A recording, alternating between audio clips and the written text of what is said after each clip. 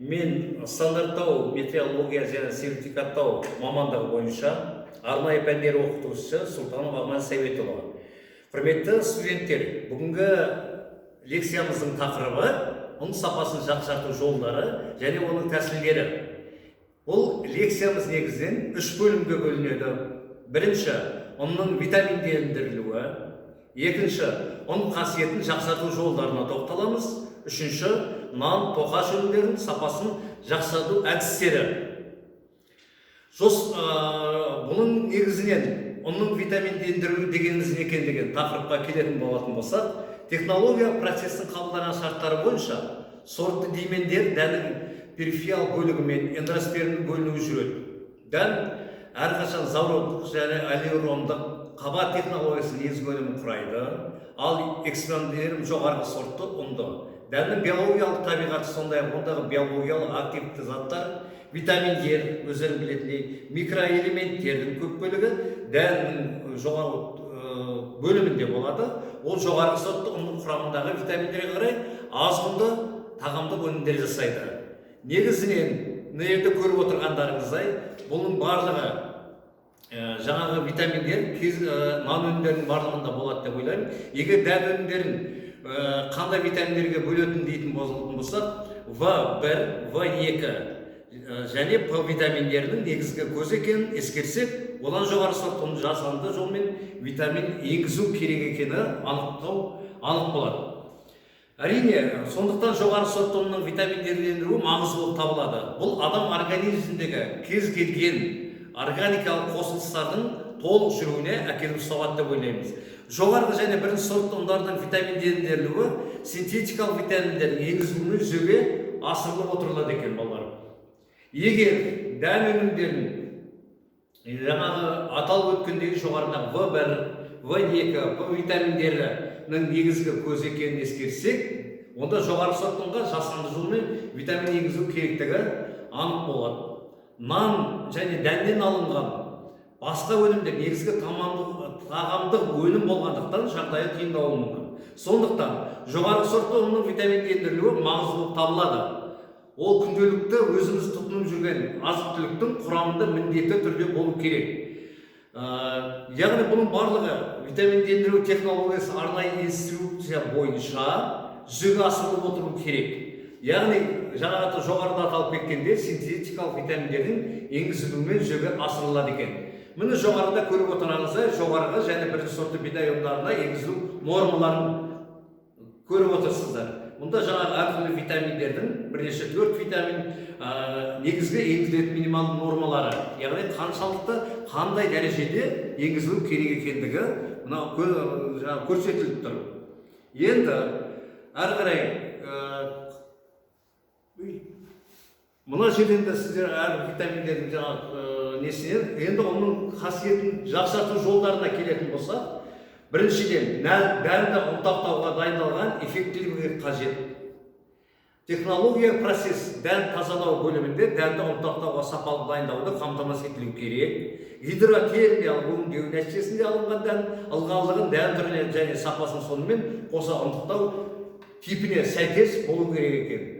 Мына қарап отырсаңыздар, жұмсақ бидайды намысыр ұнына сортты ұнтақтар өңдеу кезінде жаңағы белгілі бір мөлшерде енгізіледі. Қатты және жоғарғы шығынлы жұмсақ бидайды макарон өнімдерін дайындау кезінде жаңағы ұнтақтау кезінде 15,5-17% көлемінде болады. Ал қара бидайды сортты ұнтақтау кезінде көріп отырғандарыңыздай 14,15% көлемінде.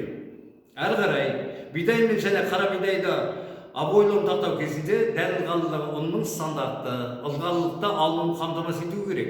Бидай дәніне келеотроп, яғни триходесма, седия, минералды қоспалар жіберілмеуі тиіс екен. Нан пісіру ұнтақтарының макарондық жармасының құрамы макаронды ұнтаққа арналған бидай қоспасының құрамына сәйкес болу қажеттілігі ескерілу қажет. Әрі қарай мына жерде көріп отырғаныңыздай таблицадан дәнді қоспа мөлшері 2 кестеде көрсетілгенде шекті нормаға сәйкес болу керек. Оның ішінде қоспа түрлері, мысалы арамшөп қоспасының көлемі көрсетілген, оның ішінде қуыршақты дейді, барлық зиянды қоспалар қалай болатыны, қара күйе, кекір, оның ішінде кекірдің мөлшері көрсетілген, макарондық кезіндегі және нан пісіру кезіндегі көріп жатқандарыңыздай. Одан әрі қарай оқушылар енді сперм мен қабыршақтың байланысуы минималды болу керек екен. Ол арқылы оларда ұн заводтарының үгітілуі жақсы болады. Илеуіштің үгіту бөлімінде технология процесінің бірінші жүйесіне апарылатын дәнді қоспалардың минималды құрамы әрбір бөлу сатыларына тиімді қамтамасыз етілген, қажетті бөлу тиімділігі, құрал дайындау заводының құжаттарына сәйкес одан төменгі қабылданбауы керек екен. Дән бетіндегі минералды және басқа да түрлі қоспалар, кесілген қабыршақтары, сақалшасы, оның қылдары алынып тасталуы міндетті. Қолданылатын құралдың түріне байланысты дән күлділігінің төмендеу дәрежесі 0,2-қа 0,05% аралығында ауытқымау керек. Сонымен қатар дәннің бөлінуі 1 немесе 2%-тен аспауымыз қажет. Енді балалар, келесі тоқталатынымыз ұнның нан пісіру кезіндегі жақсарту жолдарына қарай тоқталатын болса, қара бидай ұнның нан пісіру қасиетін жақсарту мәселесі негізінен ауыл шаруашылығында орындалатын түрлі шаруалармен және дәнді сақтау, ұнға айналдыруға, дайындау мәселелерімен шешілуі қажет.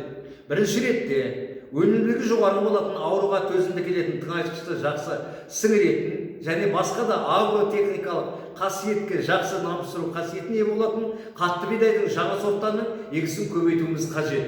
Осыған қатысты топырақты өңдейтін және ондағы әртүрлі жәндіктер мен ауруларды жою үшін сәйкес тыңайтқыштарды қолдануымыз қажет. Енді нан тоқаш өнімдерінің сапасын жақсарту әдістеріне тоқталатын болсақ, нан пісіру мен өндіріс технологиясының негізгі жұмысы нан заводтарына келіп түскен әртүрлі нан пісіру қасиетіне, ұннан жоғарғы сапалы нан тоқаш өнім берудің негізі болып табылады. Осы лекциямызға қорытындылай келетін болсақ, ұнның химиялық құрамы, тағамдық және технологиялық сапасы, дәннің түріне, ұнтақталу дәрежесіне тағы басқа байланысты.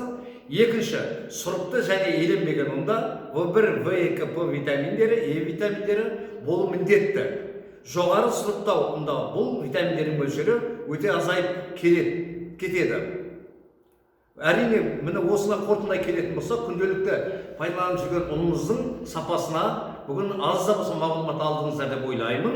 Келешекте бұдан толықтыруымыз, келесі лекциямызда бұдан әрі қарай басқа жолдарын, яғни сіздермен танысатын боламыз.